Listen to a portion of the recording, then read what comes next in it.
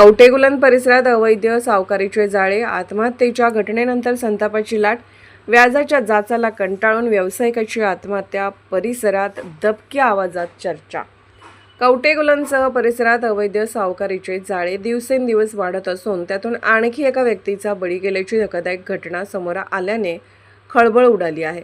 स्थानिक व्यावसायिकाने आत्महत्या केल्याची घटना घडली असून संबंधित सावकाराच्या सततच्या तगाद्याला कंटाळून हे टोकाचे पाऊल उचलल्याची चर्चा परिसरात दबक्या आवाजात सुरू आहे।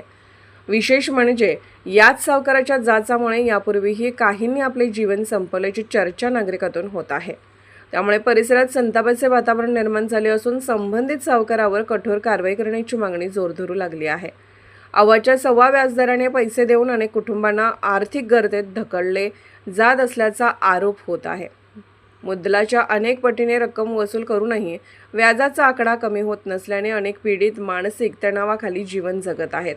हनुमानाच्या शेपटीप्रमाणे वाढणारे व्याज अशीच भावना नागरिक व्यक्त करत आहेत। गरजेपोटी घेतलेले कर्ज ठराविक कालावधीत फेडता येईल या आशेने अनेक जण सावकाराकडून पैसे घेतात, मात्र वाढते व्याज, सततचा तगादा आणि मानसिक छळ यामुळे अखेर आत्महत्येशिवाय पर्याय उरत नसल्याची भीषण परिस्थिती परिसरात निर्माण झाल्याची भावना व्यक्त होत आहे। दरम्यान संबंधित विभागाने अशा अवैध सावकारांचा शोध घेऊन त्यांच्यावर कठोर कारवाई करावी, अन्यथा आणखी निरपराध जीव जाण्याची भीती व्यक्त केली जात आहे।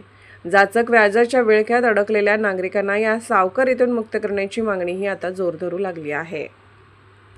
अशाच अपडेट्ससाठी SP न्यूज चॅनलला लाईक करा, शेअर करा आणि सबस्क्राईब करा।